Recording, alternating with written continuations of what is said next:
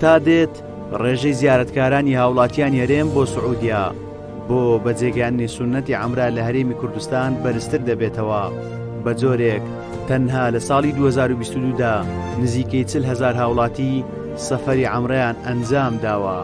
بۆ ئەم مەبەستەش هاوڵاتیان زۆرێک لە ڕێگاکان دەگرنە بەر بۆ بەجێگەیاندنی ئەم سونەتە. لەم بەرنامەیەدا سێ ڕێگا دەخەینە ڕوو.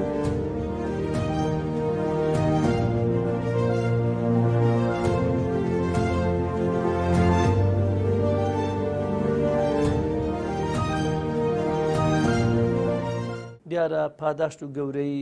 عومرە هەم قورئان ئیشارەی پێکردووە، هەم فەرمایشتی پێغەمبەری خوش صلی الله عليه وسلم زۆرتر ئیشارەی پێداوە. دیارە لەوەی کە لە قورئاندا خوای پەروەردگار دەفەرمێ وەئەتیموا الحەجە والعومرەة لله،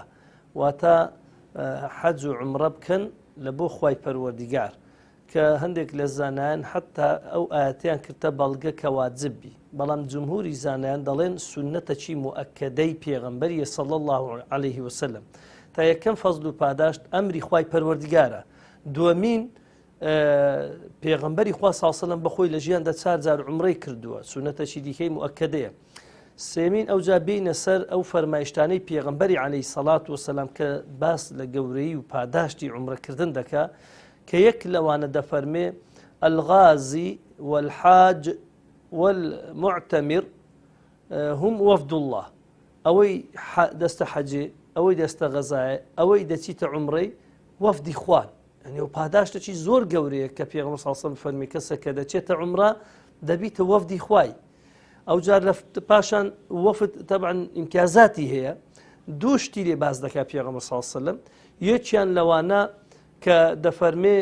ئین دەعاه فەئەجابوهم، ئەگەر ئەوانەی دەچنە عومرەی کە بپاڕێنەوە لە خوای گەورە وەڵامی دوعاکانیان دەداتەوە، وەسەئەلوه فەئەعطاهم، ئەوەی داواش دەکەن پێیان دەداتن، ئەوەی داواش دەکەن پێیان دەبەخشێتن و عەتائی دەکات پێیان. کەواتە ئەوە فەزلشتێ. لە فەزلێکی دیکەی پێغەمبەری خوا صلی الله علیه وسلم کە باس لە عومرە دەکا کە دەفەرمێ العومرەة هی الحەج الأصغر، عومرە حەجێکی گچکەیە، یعنی پاداشتی حەجێکی گچکەی هەیە.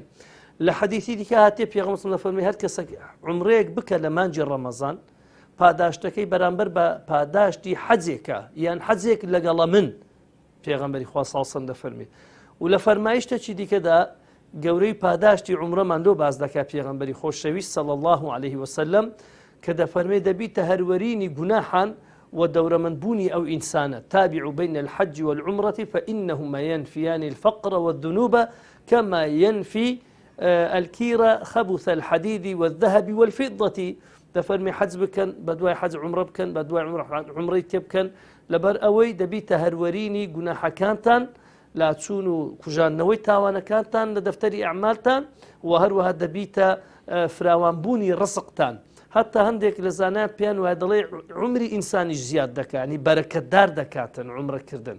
ئەو جار وەرە نوێژێک ئەتوو لە مزگەوتی پێغەمبەر صلی الله علیه وسلم بە 1000 نوێژ پاداشتی زیاترە ئەفضەلی فەرموو. لە مەکەی مکەڕەمە لە بەیتێدا بە 100,000 نوێژ ئەوە لە سەفەری حەج عومرە ئەتوو پاداشتە دەست دەکەویتن، کاتەوە دەکرێت ئەوەش لە هەمان شێواز لە فەزل و پاداشتی عومرە. و لە هەمووش خۆشتر ئەوەیە کە پێغەمبەری خۆشەویست صلی الله علیه وسلم چۆن دەفەرمێ کەسێک حەجی ماڵی خوا بکاتن بەڕێک و پێچی بە جوانی کە دێت تووکوێ تازە لە دایکی بە هەمان شێواز حەدیثمان هەیە لەسەر عومرەکردن پێغەمبەر صلی الله علیه وسلم دەفەرمێ کەسێک عومرەیەک بکات بەڕێک و پێچی بە جوانی کە دێتەوە خوای گەورە لە هەموو گوناحەکانی خۆش دەبێتن. جا ئەمانە کە مەدەن گوناحە گچکەکانی خۆش دەبێت، گوناحە گەورەکەش تۆبەی گەورەی دەبێتن کە لی خۆش دەبێت، یان تەخفیفی دەکە یان ئاسانی دەکە یان دەی پارێزی لە گوناح هەموو ئەومانانە لە خۆدا دەگری. حتى لفرموديت يا بيغمبر صلى الله عليه وسلم العمرة إلى العمرة كفارة لما بينهما. دفرمي عمره لو عمرته أو صال عمره كتكري صالش تو عمره اشتدكي نيواني أو دو عمره بهوي عمره كردنا كانوا دبيتا هروريني جناح كان كوات زور جوري زور عظيمة بوي دبي مسلمانش براسي اهتمامش زوري بيبدا بتساوى شي جورتها مشايبك جينا دا تقصي كسي شو صارنا بيته بهيت نوعك عمري خوي بكات.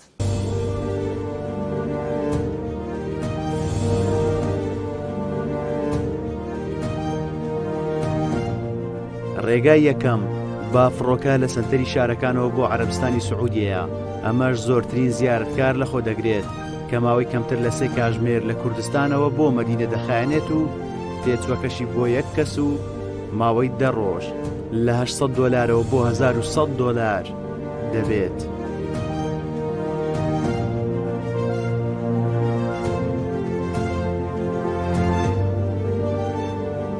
خۆی دیارەوە دەگەڕێتەوە سەر ئیمکانیەتی خودی ئەو کەسەی کە دەچێتە عومرەی.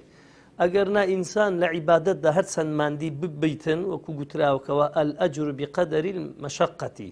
ئینسان پاداشتی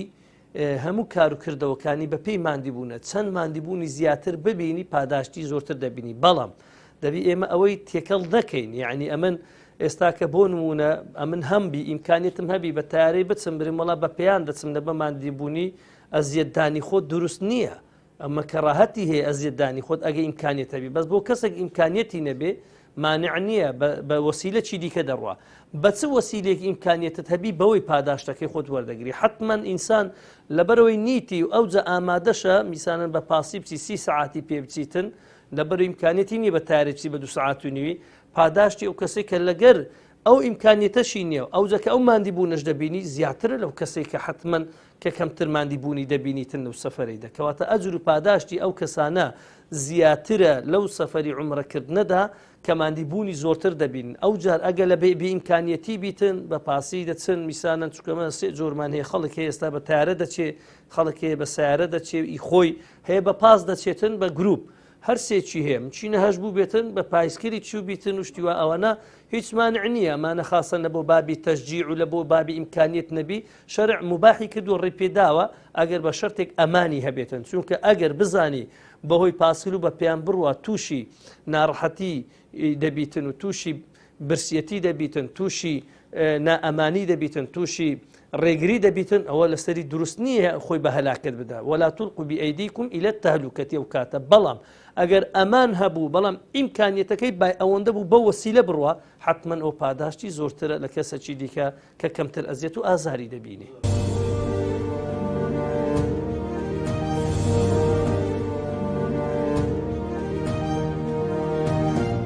ڕێگای دووەم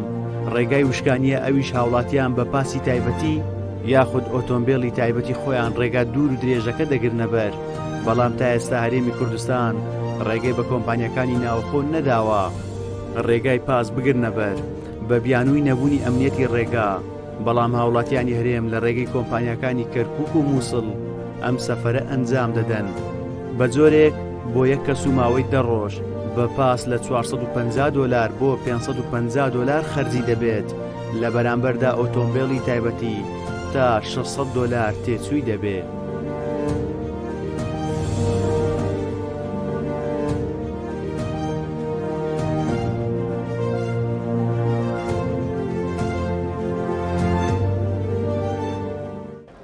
سەفەری عومرەمان ئەو جارە ئەمە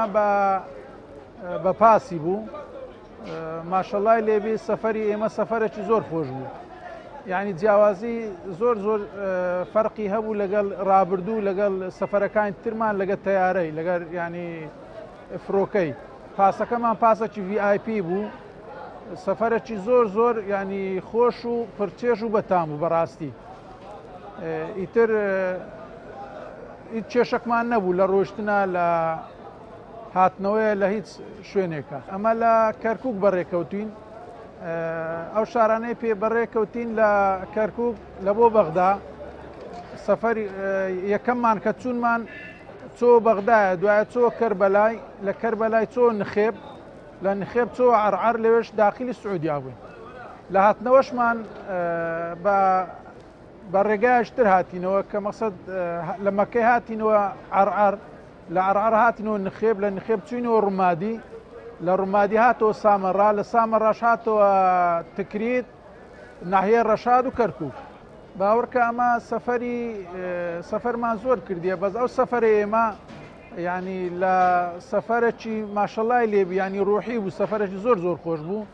بە تایبەتی ئێمە کۆمەڵێک بووین، ئەو کۆمەڵە زۆریمان ینی پێکەوە دۆست و هاوڕێ بووین،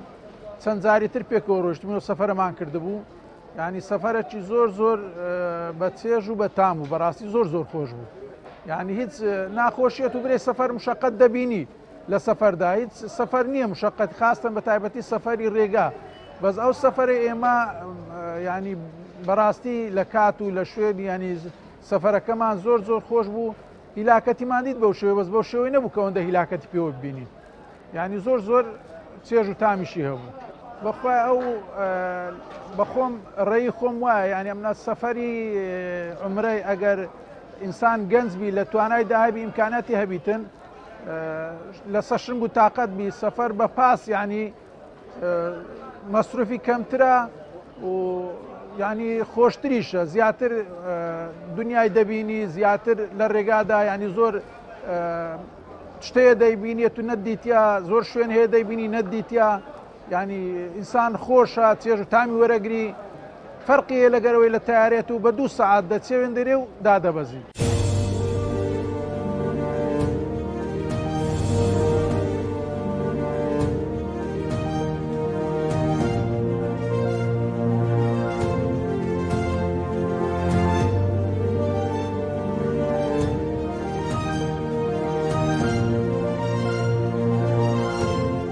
سەرەتا بە خێراتنتان دەکەم دەستخۆشتانێ دەکەم لە بۆ ئەو بەرنامە و بەسەرکردنەوەی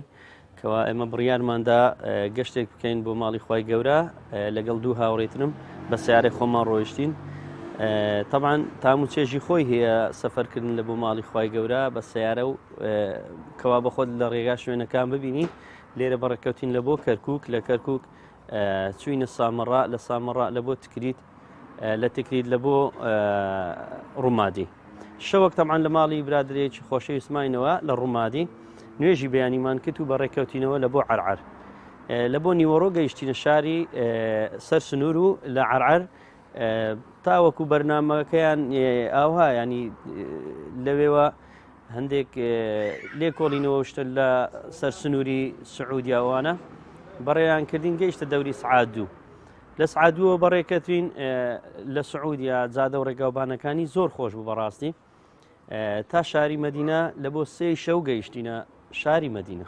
لە هەولێرەوە تاوەکو مەدینە ئەگەر بە بەردەوامی بڕۆی 21 سعاتت پێویستە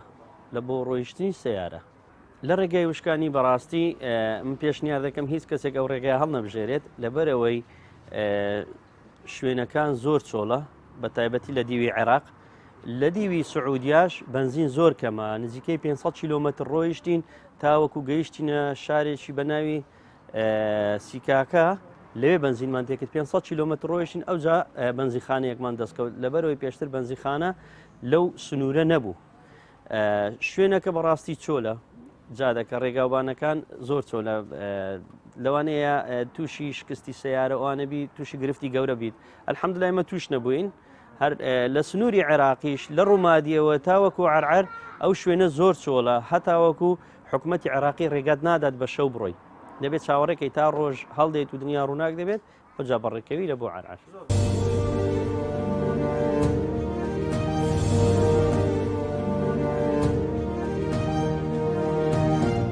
ڕێگای سێم کە دەمانەوێت لە بەرنمەکەدا بیخەینە ڕوو سەرکێشی 3 پایسکل سواری کووردا کە لە شاخەوە بۆ بیابان سەفەر دەکەن و سەفەرەکەشیان ماوەی مانجێک دەخایەنێ و دوای بڕینی سەدان کیلۆمەتر دوجار دەگەڕێنەوە هەرێمی کوردستان و لە شاری قەڵاو منارە پێشوازیان لێ دەکرێت وەک خۆیان دەڵێن ئامانجیان هاندانی خەڵک بووە بۆ بەجێگەیاندنی سونەتی عەمرە.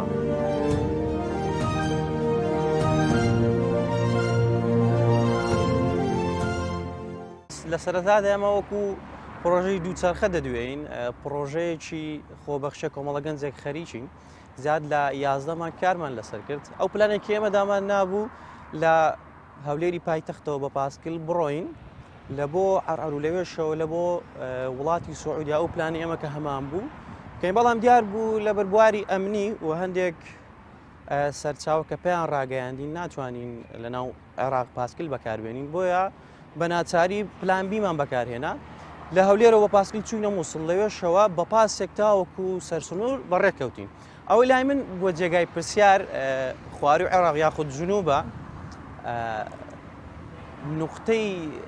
خاڵی پشکنین زۆرە لەوێ بەراورد بە کوردستان کە ئەوە جێگای خۆشحاڵی لە کوردستان هەندێک موزوعی ئەمنی هەیە کە لێرە ئینسان دەتوانێت بە ئازادی بسوڕێتەوە سوپاسی خوای لەسەر دەکەین کە ئەو ئەمنیەتە لێرە هەیە بە حکومەوەی کورد و میلەتی کورد و شارەکانی کوردستان کۆمەڵە کەسانێکن لە ئاژاوە دوورن و بێکێشن ئەوەم بە چاوی خۆم بینی لە شارەکانی خواروی عێراق تاوەکو سعودیا بە هەزارەها خاڵی پشکنینی لێوە ڕەنگە خەڵکان و برادران بزانن ئەمە و کاتێک کە لێوە بووین کۆمەڵە ڤیددیۆکمان بڵاو دەکردەوە یانە خودە و لایڤانەی دەمان کردەوە هەڵسوکەوتی خەڵکی سعودیا بە تایبەت کە ئەمە هەڵگری پاسپۆرتی عراقین وەکوونەتەوە کوردین باسمان دەکرد ڕێزێکی زۆر زۆریان لێ دەناین ئەو پێشوازی ئەوان دەیان کرد لە هەموو ژیانم لە وڵاتی خۆم نەمنیوە ئەمە وڵاتان زۆر گەڕاین بە پاسکل وەکو هەم گەشت و گەشتی تریش کردومانە وەکو نەتەوەی کورد لە هیچ وڵاتێک ئەو ئازادی کە لە سعودی هەم بۆ نەمبووە لەبەرەوەی یەکەم قسەت کە دەتکرد داوت تۆنەوەی سەلاح الدینی ئێوە میلەتێکن زەڕی کەستان ناوێ زیانی کەستان ناوێ ئەنی هەستێکی زۆر زۆر تایبەت بوو لە سعودیا لەبەرەوەی ئەمە بە منتیقە شیمالی حدودێدا ڕۆیشتین لە سعودیا خەڵکەوە لە ئەو چل ساڵی کەم ئەو بۆردەرە یاخود ئەو منفەزە قەپات بوو هیچ هاوچۆ و جومجۆڵێک نەبوو کاتێک ئێمان دەبینی بە پاسکیل و هەڵگری پاسپۆرتی عراقین و کوردین باوەڕکە هەستێکی زۆر تایبەتیان هەبوو ینی داوەدی لە وەرن قاوە بخۆن دەبێ ئەم ئێوارێ لای ئێمە بن میوان بن ئەو ڤیددیۆەکان ڕەنگە جەنابیشتان لە کەناڵ دەستان خۆشێکە بڵاوتان کردەوە زۆر شت بووکە لە بەڕ یاخود لە بیابان کاتێک کە دادەنیشتن ئەمیان داوت دەکرد بۆ خواردنە کولتوریانەی کە لەوێ هەبوو تەوان لە سەرەتای ڕێگادا ئێمە لە مووسڵەوە بۆ عەرعەر یاخود ئەبوابەی عەرعەر دەواازەی عەرعەر 14 ساعتمان پێچوو ئەوە زۆر ناخۆش بوو لەبەرەوەی پلانەکەی ئێمە وانە بوو دەبا بە پاسکل بڕۆین ینی تەواوی دیمەنی عراقمان لە دەست و کە بە پاسکل بیبینین بەڵام ناخۆشترین شت برا پاسکل سوارەکان یاخود وەرزشوانەکان دەزانن ناخۆشترین شت لە کاتێک لەسەر پاسکلی ڕەنگەوە کەسێکی ئاسایی ئەگەر پاسکل بەکاربێنێ لە کوردستان ئامانزێک تارگێتێکی هەیە کە بە پاسکل مەسەلەن بچێ بۆ شوێنێک یان سەموم بکڕێ یان وەرزشێک بکە ناخۆشترین خاڵەوەی پەنسەریە سوپاس بەخوا ئەمە پەنسەریمان کەم بوو بەڵام ئەو ڕۆژانە قەت لەبیر ناگرێت کاتێک باران دەباری کەشوهەوە هاوکار نەبوو پاسلەکەت پەنسەر دەبوو ئەوە ناخۆشترین هەستی ئێمە بوو ئەو بەتایبەت کاگڕەزوان لەبەرەوەی یەکەم گەشتی دەرەوەی وڵاتی و لە هەموو ژانی و بە پاسکل بوو بە سعودیاش بوو کاتێک پاسکلەکەی پەنسەر دەبوو هەستێکی ناخۆشی لا دروستەوە وەڵامی دی بە هاوکاری برادرم پێکەوە خەریک دەبووین ئەوە هەستێکی ناخۆش بوو و پاسلەکەی کاتە شابان جاروبار بەسەلەن کێشەی لێ دروست دەبوو سوپاس بەخواانەمان هەموو چارەسەر کرد بەڵام ئەوانە لە یادگەی ئێمە و لە مێشیێمە هەرگیز لەبیر ناکرین لەبەرەوەی هەستی ناخۆش دەمێنێتەوە ژێک لە دروستمەکانی پرۆژەکە لە بیابانەوە بۆ لە شاخەوە بۆ بیابان بوو دەست خۆش بە خاڵێکی جوان باس کرد ئەمەی کە لێرە وەرزشی شاخەوانی دەکەین و شاخڕەوی دەکەین هەستێکی تایبەتە لەبەرەوەی تۆ لە نزمایی دەچی بۆ بەرزایی کە ئەویش لووتکەی شاخەکەیە وە کۆمەڵە ئامانجە و ڤیوێکی جوان تۆ بەسەر شاخەکان دەکەی و هەڵکەوتەی جوگرافیای کوردستان ناوچەی شاخاویە ئێمە کە وڵاتی سعودی ئامان هەڵبژار لەگەڵ برادەران و تیمەکەی خۆمان کۆمەڵێ ڕای جیاوازە بوو کاکە بیابانە و سەحرای گەوری لێیە و من لە ژیانماندان نەمان بینێ وەکو کورد زیاتر لە ئاشنامان بە شاخە و بە بەرزاییە بەڵام تەمەەن لە سەرەتادا زۆر ناخۆش بوو هەستێکی تایبەت بوو لەبەرەوەی ئەو لمە نەرمەی کە دەماندیت ئەو ڕەنگە زەردەی کە هەی بوو لە ئاڵتونەوە نزیک بوو یەکەم جار هەر بیرمە وتمەکو تێز بە پاسکل بە ناوی داڕۆیشتم کەچی پاسلەکەم چەقی بەریش بوومەوە ئەستێکی زۆر تایبەت بوو بەڵام سوپاس بخوا فەزلی ئەڵایە کاراسانی زۆرمان بۆ کرا خەڵکەکەی ئەوەی لە سعودیا زۆر هاوکار بوو مەسەلەن ڕێگاکان پیشان دەداین و ئەدەواتانەی کە بەکارمان دەهێنا مەسەلەن ئەو ئەپلیکیشنە عالەمیانوانەی کە ڕەبتی مانگە دەستکردەکان و بەکارمان دێنە بۆ ئەوی لە بیابان ون نەبین هەستێکی تایبەت ئێمە لە شارۆچکەی دەتیرەوە بە 91 کیلۆمەتر دوور بووین لە شاری مەدینەی پێغەمبەر صلی الله علیه و سلم من هەستم لەوە دروست بوو نازانم برادران چۆن بوون بەڵام من هەستم دەکرد ینی چۆمڵێ چۆن مکناتیز ئاسم بۆ خۆ ڕادەکێشێ ئەو شارە ئەنی ئینسانی موسڵمان بۆ خۆ ڕادەکێشێ ئینشاءالله خوای گەورە بە قسمەتی هەموو لایەکی بکە بە حکمی ئەوەی گەشتەکەی ئێمە جیاواز بوو و دوور بوو لە بەکارهێنانی سیارە و تایارە و ئەمرازەکانی تری گواستنەوە ئێمە پاسکل بوو و شار بە شار و گوند بە گوندی ئێوەمان دەدیت بەزدی بۆ من ئەزمموی شاری مەدینە هەرگیز لەبیر ناکرێت سەرەتای شارەکە بە کۆمەڵە گوندێکی بچووک خەڵکێکی زۆر بەڕێز ئەنی هەستت دەکرد بەرەکەتی پێغەمبەر صلی الله علیه و سلم بە مردووی و بە زیندوی لەو شارە هەر هەیە شارێکی بێدەنگ ئارام خەڵکی باش دیمەنی سەرەتای شار هەرگیز لەبیر ناکرێت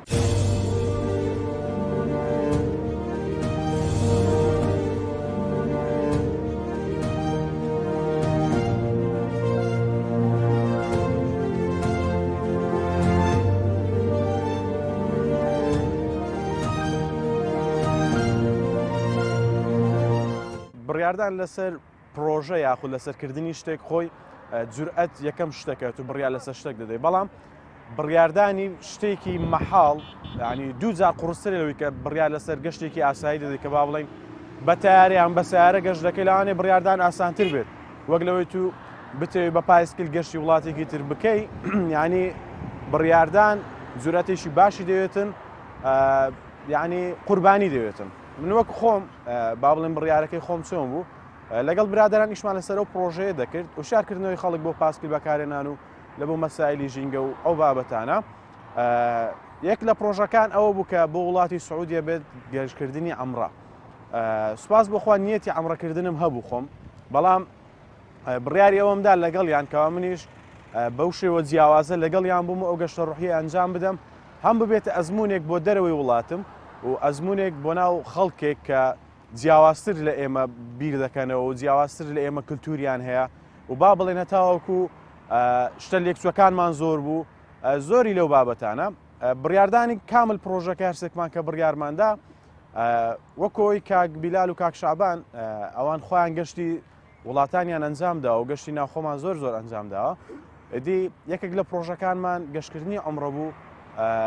ئەو بڕیارەمان بەیەکەوەدا و بەڵام بڕیارێکی قوڕس بوو سپاس بۆخوا بە سەرکەوتوی تاوامان کرد خۆی لە خۆیدا بوونی هیوە و بوونی پاڵپشت سەرەکیترین شتە لەبەرەوەی تو کاتێکەوە شتێکی جیاواز ئەنجام دەدەی سەیری کاردانەوەی خەڵک دەکەی چ زۆرێکە بۆ تۆ ئەوە زۆر زۆر گرینگە لەسەرت و چۆن دەڵێ قووەتی زیاترت پێدەدا هیوای زیاترت پێدەدا کە تو لە گەشتەکەت بەردەوام بیت و بتوانی بگەیتی ئەو ئامانجەی کەهاتە لەبەرەوەی دەزانی خەڵکانێک هەنە کە پاڵپشتن و لەگەڵتن و بە تایبەت خێزانەکەی خۆ زۆر زۆر دەور دەبینێت و میدیایەکان و خەڵکی ئاسایش دەور دەبینێت لەوەی کە پرۆژەکەت تا چەند سەرکەوتو دەبێت تا چەند پاڵپشتی دەکات خۆی لە خۆیدا ماوەی 17 ڕۆژمان پێ 1200 کیلومترمان بڕی ئەکید ینی ئاستەنگی زۆرە و شەومانەوە لە ژێر خیوەت زۆر ترسناکە لە بیاباندا بەڵام سوپاس بۆخوا زۆر کات مزگەوتەکانمان بەکاردێنا و زۆر کاتیش نەدەگەیشتینە ئاوەدانی هەر لە سەحرا دەماینەوە و هەر شەومان لە بیابان بەسەر دەبرد تاکو و بەیانی وەکو مەسایلەوەی کە ئامادەکردنی خواردن و چۆن دەڵێ ژەمەکانمان چۆن ڕێک دەخست ڕۆژانە دوو ژەمی سەرەکیمانە بوو کە خۆمان ئامادەمان دەکرد و هەروەها کاپتن شعبان زۆر کات شێفمان بوو منیش تەکنیک و بەشی میدیایی ئەو شتانم لەگەڵیان دەکرد بەڵام دەستی کاپتن شعبان خۆش بێت بەیانیان زوو خواردنێکی گەرمی حازر دەکرد و زوو بە خۆمانەوە هەڵدەستاین و چۆن دەڵێ ژەمە خواردنەکەمان دەخوارد و بەڕێ دەکەوتین زۆر لە سۆشیال میدیا ژەو شتە باس کرا زۆربەی نیوەڕوان ئەندۆمیمان دەخوارد چکە لەبەرەوەی دەبێت شتێکی سووک بخۆی هەتاوەکو بتوانێت ڕێی باشتر ببڕی لەبەرەوەی کاتێک کە ژەمێکی قوڕس دەخۆی لە نێڕوانە ناتوانانی بەرداوامی بە پایسکل بڕۆی و زۆر کاتیش هەبوو شتی لە قوتونراومان نەخواردبەوەی ئیسفادە لە کات بکەین و ئەو داواتانێک کە پێمان بوو با بڵێن لە ئەداواتی مەتبەخ پێگات و غاز بوو با بڵێن قاپ و چەنگاڵ و مڵاک و مەقلی و ئەو ئەداواتی خواردن ئازەکردنە کە هەمووی تایبەتە بە گەشتی پاسکل سواری وەکو بڵێن شتی کوردی نەمانتوانی زەگەڵ خۆمان بین لەبەرەوەی ئەداواتەکانمە ورد و زۆر بوون بەڵام دەتوانین بڵێن ئەو قوتێک کە لە گوێزی کوردی بەدەست دەکەوێت لەوێ لە خورما وەرمان دەگرت زۆر کات بە چیسەی گەورە خورمامان لەگەڵ خۆمان هەڵدەگرت و لەگەڵ هەندێک چەرەزات و ئەو شتانی کە با بڵێن پرۆتینی زیاتر تێدایە گوێزی کوردی ئێمە خورمای سعودیا بوو لێ هەروەکو کاک بیلال ئاماژەی پێدا لە شارۆچکەی دەتیرماینەوە شەوێک پێشەوەی بگەین بە شاری مەدینەی خۆشەویست بۆ بەیانی زووەکەی بارانێکی زۆرمان بینی ئاستەنگێکی زۆرمان بینی کە تەواوی لەشمان تەواوی ئەو ئەداواتانی کەلامان بوو هەر هەمووی تەڕ بوون هەتاوەکو نزیکی گەیشتن بە شاری مەدینە ماندیبوونی زۆرمانی دەڕۆژە نزیکەی 91 کیلومترمان بڕی هەتاوەکو گەیشتین بەناو سنتەری شاری مەدینە بەڵام هیچ شتێک لەوە خۆشترینە کە تو بچیە ماڵی پێغەمبەر صلی الله علیه وسلم پێغەمبەری خۆت کە شارێکی تەواو ئارام شارێک کە ینی ڕوحەکان لێ ئارام دەبنەوە دەتوانم بڵێم ئەو هەستە ناتوانم وەسف بکەم ناتوانم چۆن وەسفی ئەو هەستەم کەم کە کاتێک گەیشتین بە پێش دەرکی پێغەمبەر صلی الله علیه وسلم و کاتێک کە یەکەم نوێژم لەناو مزگەوتی پێغەمبەری خودادا کرد هەستێکی ئەوەندە تایبەت بوو کە هیچ کێشە و مەشاکیلی ڕێگا و ئاستەنگی ڕێگام هەمووی لەبیر کرد هیچ شتێکم لەبیر نەما بەڵێ خۆی لە خۆیدا بەجێهێشتنی شاری مەدینە تۆزە قورسە بۆ ئینسانی موسڵمان لەبەرەوەی شارێکی تەواو ئارامە شارێکی تەواو ڕوحیە بەڵام کاتێک کە دەگەیەوە زێدی خۆت دەگەیەوە وڵاتی خۆت هەستەکەت خۆشترە لەبەرەوەی تو چەند ڕۆژێک لەسەر پایسکیل گەشت کردووە بۆ ئەو وڵاتە و چەند ڕۆژێکیش لەوێ ماویتەوە تقریبان 28 تا 30 ڕۆژمان پێچووە دوور لە شاری خۆت دوور لە وڵاتی خۆت دوور لە عایلەی خۆت کاتێکەوە دەگەڕیتەوە هەستێکی زۆر زۆر تایبەتە دەگەڕێتەوە ناوخەڵکی خۆت پێشوازێکی جوانت لێ دەکەن و میدیایەکان بەهاناتەوە دێن هاوڕەکانت بەهاناتەوە دێن پێشوازت لێ دەکەن هەستێکی زۆر زۆر تایبەتە.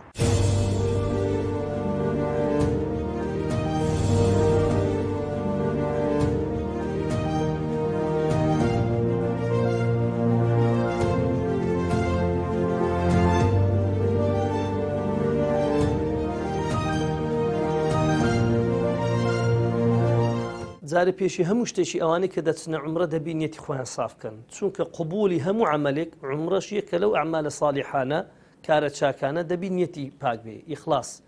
دووەم سەوابی هەبێ لەسەر سونەتی پێغەمبەری بیسەڵسەم نەچی لێوێندەری خوڕافیات و شێ بێت پەڕۆکی نازان بەدار و دیوار هینان و چ پێکرد ئەوانە ئەو شتانە لی دوور بێ دووەمین شت ئەو جار کە دەچیتە ئەوێندەرێ کە دەچی بخوێنتەوە یان گوێ ڕابگری لە وتار یان لەگە خەڵکێک بچێتن کە میسانن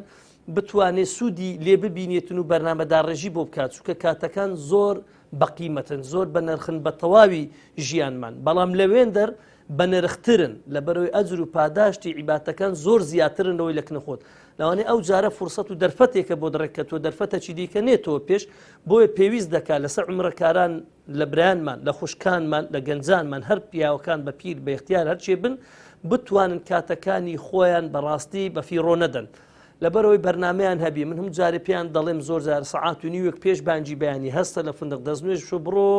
حرم چ لە مەدینەی بووی چ لە مەکەی بووی بڕۆ حرم دانیشە لێ کە توێ ژۆرێ پێشی هەموو شتەشی برێ نەوەی تو سونەتە الاعتیکافی برێ نیەتی اعتیکافم هیناوە یعنی جارێ پێشەوش ئەتۆ عیبادەتەکی اعتیکاف داخل بووی بۆ مدەتەکی زەمەنی ئەوەندەی کە دەمینێەوە شەو نوێژ دەکەی قورئان دەخینی دوعا دەکەی زکر دەکەی ئەو جار پاشی ئەوە نوێژ سبەینێ دەکەی دەمینێەوە هەتا ڕۆژ هەردێ کە هەتا ڕۆژ هەردێ پاشی دەدەقی پێدەچی پاش ڕۆژهەراتن چێشتەنگاو دەکەی پاداشتی حەج و عومرەی گەورەی هەیە ئەو کاتە کەواتە ئەتو ئەگەر بێت و بەو نەوعی نەبەی پاداشتی حەج و عومرەکەی وەرناگری پاداشتی اعتیکافەکە وەرناگری لێ دەبی ئەتو ئەو کاتت بەڕاستی تەوزیعی ئەدوار بکەی کاتەکانت تەنزیم بکەی مەزبوط بکەی ئەو جار بێەوە لۆ سەعات 8 نانەک دەخۆی سرعاتێک دەکەی تا 11 هەر دەستی دەستنوێژێک دەشۆی بۆ پێشی بانجێ بە نیو ساعتێک بگەیتەوە حرم نوێژینی کە گەیشتیەوە بێ ئەو جار ئەتو میسانن بتوانە لەو وەختانە فەراغانەتدا بە مۆبایل و بە ڕسم گرتن و زۆر جاروێ بە قسەکردن و بە سوعبەت و بەخۆ غافن بەوی مەکە نە خەریکی قورئان خوێندن بە خەریکی دوعاکردن بە خەریکی زکرکردن بە خەریکی تەوافکردن بە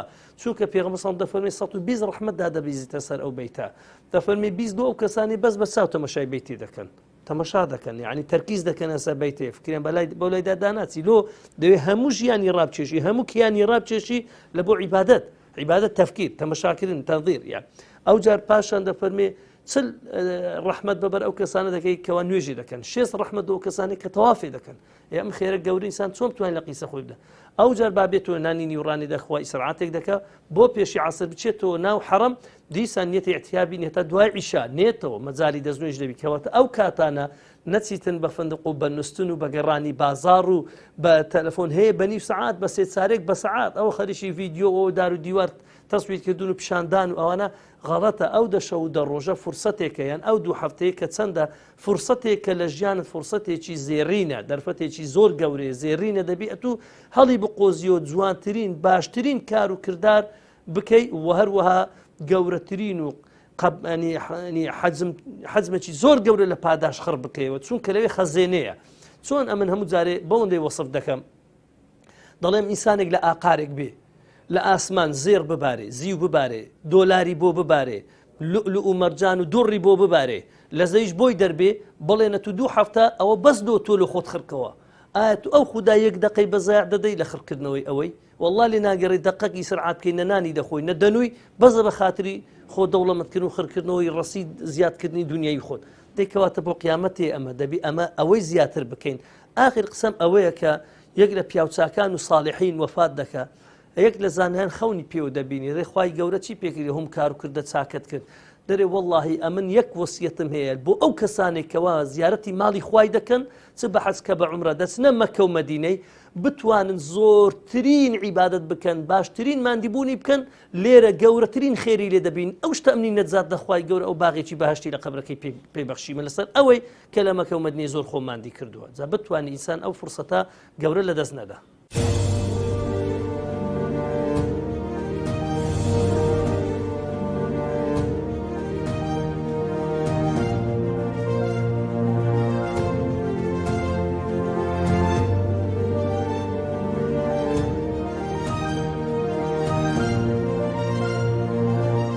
والله کە دەگەیە شاری مەدینە بە قوربانی پێغەمبەر صلی الله عليه وسلم لەو کاتەدا کاتوو بە دیداری شاد دەبی هیچ ناخۆشیەکە لەبیر نامینێ یعنی ئەوەندە شوێنەی پیرۆزەوە ئەوەندە ئینسانێکی ئەوەندە پیرۆزی لێیە بەڕاستی ئینسان کە دەگەوتە وێن دەرێ بە دیداری شاد دەبی کە سەلام دەکەی لە پێغەمبەری صلی الله عليه وسلم ئەتووە دەزانین تازە هاتێ دنیا هیچ شتێک لەبیر نامینێ نە ناخۆشی نە مشەقەتی هیچ شتێکت نایەتە پێشچاری سەفەری چوونمان ئەمە کە ڕۆیشتین بەخۆی 32 ساعتمان پێچوو بەس شەو 8 ساعت لە ڕێگا ماینەوە یعنی بە ئیسرعات و بەوەی ئەگەنا بە 24 ساعت ئەگە بە معدەلی بڕۆی 24 ساعت 25 ساعت ئەمە دەگەیشتنە وێن دەرێ لە سەفەری کە گەیشتینە مەدینەی لە هاتنەوەشمان ئەمە لە مەکەی بەڕێکەتین بە 34 ساعت هاتینەوە هەولێرێ 4 ساعت لە ڕێگا ڕاوەستان یعنی 34 ساعت بە ڕاوەستانەوە هاتینەوە ناو هەولێری لە ڕێگای وشکانیەوە بەڕاستی پێم وانە ئەوەندەی فەرق هەبێت لەگەڵ تەیارە لەبەرەوەی ئێستا پێم وابی ئەو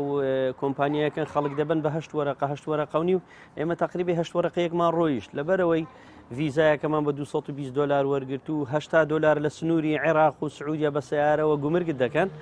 عێراق 50 دلار وەردەگرێت سعودیا 70 دلاری سیارەت لێ وەردەگری لە بۆ 2 هەفتە لە سنووری عێراقیش بەڕاستی لەوێ 5 و 10 و 15 و 20 گەیشتەوە ئەوەی کەوا یەکە و 80 دلار لە سنوور بدەین و ڤیزایەکەشمان 220 دلار ئەوە 300 دلار تەکلیف کرد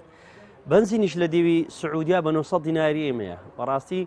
سیارەکەی مە 4 پستنیش بوو ئەو جاش بنزینێکی زۆری خوارد نزیکەی 3 نەفەر بووین هەر نەفەری 150 دلار بنزینی بەرکەوت یعنی ئەوە 450 دلار وتێلیشمان لەوێ گرت لە مەکە و لە مەدینە بە 150 دلار شەوی بە 15 دلار کە دەشەو دەمینێتەوە دەکات ئەویش 150 دلار ئەوە 600 دلار خواردنیش ئەگەر بەدڵی خۆت بیخۆی و هەلێرەوە هەتا دەچی دێوە چکم 2 ڕۆژیش چوونە لە بۆ مەکە و مەدینە 2 ڕۆژش گەڕانەوەیە 4 ڕۆژت هەر لە ڕێگایە خواردنیش لەوێ بە تایبەتی خواردن ئەوەی کە ڕۆژان دەخۆی زۆر گرانە بەڕاستی جاریوا و یەک لە فەمان دەخوارد تەکلیفی 10,000 ئەمەی دەکرد شت گرانە لەوێ ینی بە کۆی گشتی 200 دلاریش تقریبی بە خواردنمان بەرکەوت نەفەری بەسێمە بە کەیفە خۆمان شتمان خواردووە ئەوە 800 دلارمان ڕۆیشتووە تەکلیفی کردو شاری پێغەمبەری خوا صلی الله علیه و سلم بەڕاستی کە دەگەیتەوێ هەموو ڕێگاکەت لەبیر دەچێتەوە کەوا تو دەگەی ئەو شارە کەوا کەسێکی لێە بە چەند ساڵەت و بە ئاواتی ئەوەی بە خزمەتی بگەی پێغەمبەری خوا صلی الله علیه و سلم بەڕاستی هەستێکی زۆر خۆشە و هەست ئەو ماندی بوون و ڕێگا و ناخۆشیانی هاتوۆتە پێشتە و گرفتانە بەڕاستی لەبیری دەکەی.